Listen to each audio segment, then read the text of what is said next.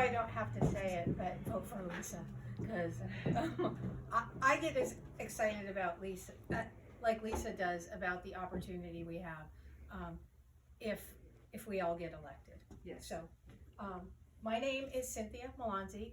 I am the candidate for Constable for Precinct 3. And as most of you know, that position wasn't open at the start of the election season. So it happened midway. And I was actually out of state for the summer and got a call that the position was open and would I consider it. And my very first answer was no. And I'll tell you why the answer was no. Politics.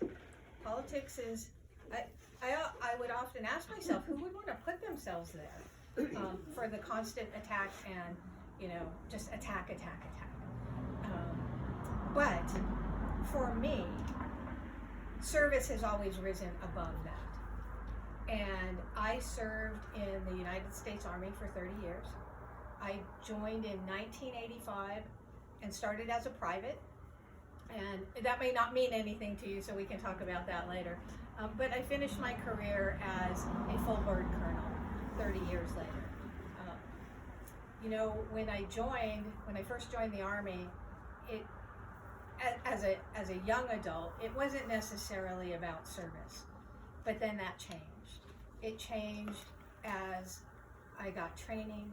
It changed as I learned more about my country and what service is about. It changed when the first Gulf War came. I had just become an officer. I was sitting in a laundromat in Seattle, and they said, "We're at war." And I remember just dropping everything I was doing and said, "Oh my God, I'm responsible for people's lives."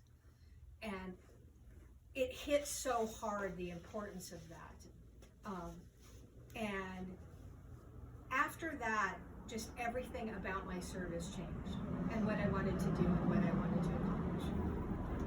And so I retired in 2015. As I said, at the end of 30 years, I was fortunate enough in my 30 years to have 4 command positions. And for those of you that may not know, getting command in the military is really prestigious. Not everyone gets command. I was honored to have 4 commands, 2 back to back. And the reason I had those commands back to back is because I know how to get stuff done. And I took failing units and brought their readiness to they were capable to perform their mission. That's a big deal. I was pretty proud of it. I kind of strutted around a little bit. And then they gave me another command and I'm like, ooh, this is tiring. But I kept going. In 2015, I retired, and my wife and I had been coming to Wimberley for 5 years prior to that. She was the music minister at the Unity Church, and now she's the associate minister as well as the music director. But we were living in Austin. We moved to Wimberley the weekend of the Memorial Flood, and for me, still having my foot in the door in the military, even though it was near the end of my career, and seeing what was happening in the community I was coming to live in. And it wasn't just Wimberley. I mean, Austin, everybody was a mess. But here's the community I'm coming to, and watching the response from the military, which my department had a part of that planning as the Texas National Guard supported some of the response. FEMA was here, all the government agencies I'm used to working with. In the latter part of my career in the military, I was the Director of Human Resources for all the federal employees that support the National Guard full-time. And then I progressed into the Director of Support Operations for Domestic Ops. And what that means is our department, our directorate, was responsible for what happens when the governor declares a state of emergency and calls out the Guard. So my department was responsible for people, equipment, and money, and how you get all of those things to an emergency and make the support operations happen. Over my career, I've responded to, in 1994, when half of Washington State was on fire. And all the little fires had a big name. We were responding to all of the fires. I was a lieutenant on the ground directing troops to that support operation. I got a call one day, said, the state's on fire, you need to go. And I didn't know when I was coming home, and it was a month later when I came home. We went, we supported that fire. I worked the Bastrop fires here. Katrina and Rita happened right after I got back from Iraq. And even though I was in Washington State, we had a support role supporting that.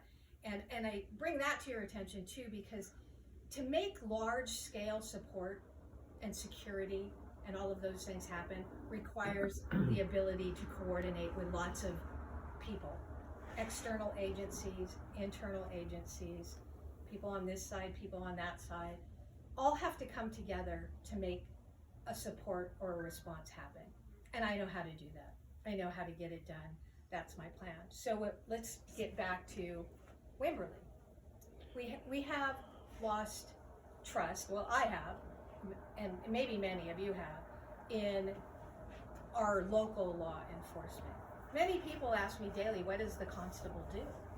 And I had the same question. I looked it up. The constable has the authority to do all the policing duties of any other law enforcement agency.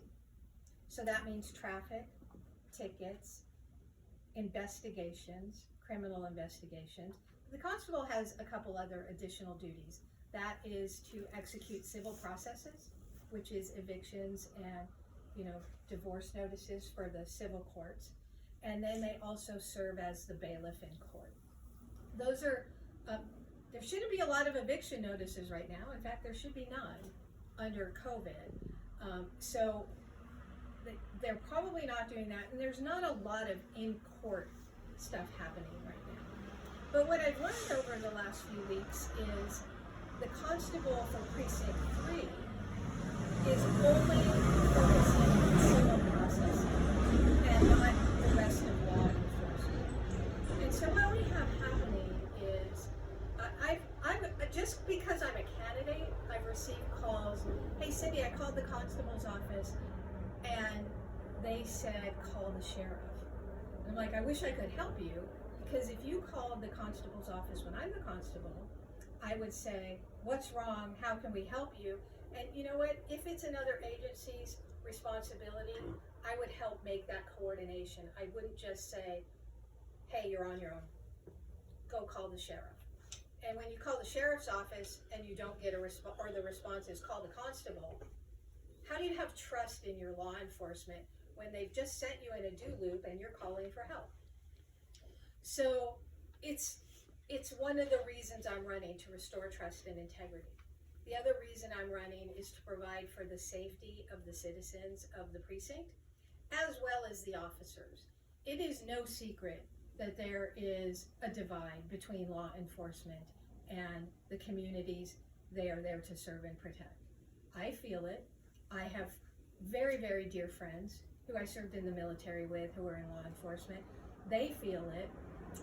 They're heartbroken, we're heartbroken, support isn't happening, and there's a distrust. We need to make sure it's safe for all of us. And so we have to work on that balance. And I think the ways to do that, one, are through policy and procedure.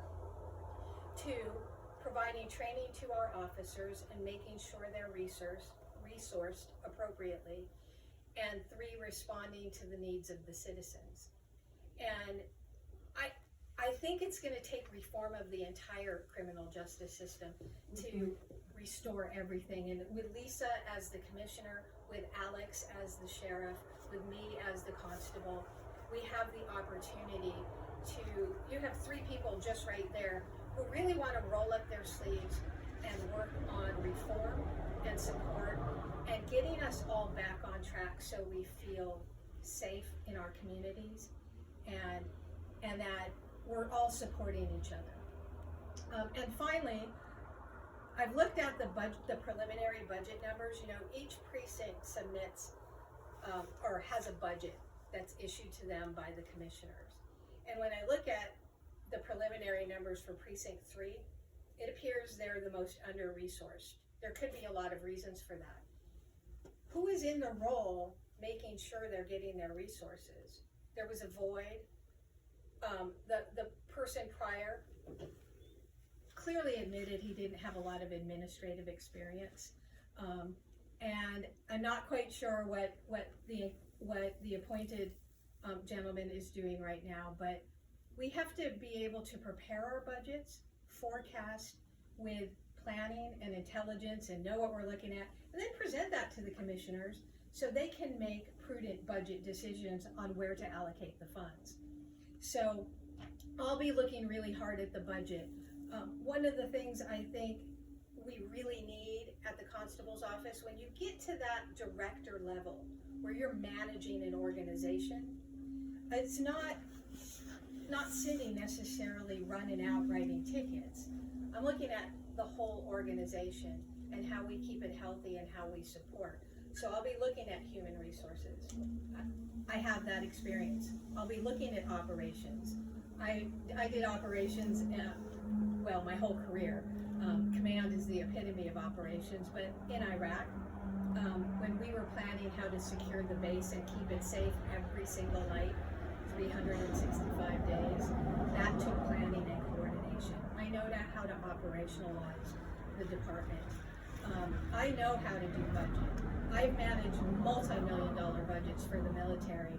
My last human resource budget was a $93 million budget. So I know how to do the money part. So I think with me, what you'll get is an overall director for the constable's office and someone who knows how to coordinate with the other external agencies.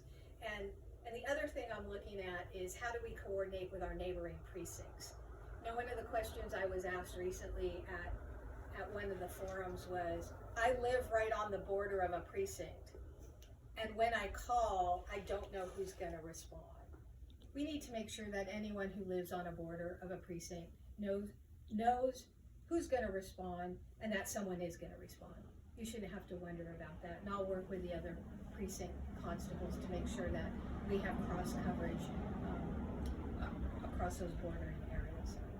So, with that, I'm open to your questions.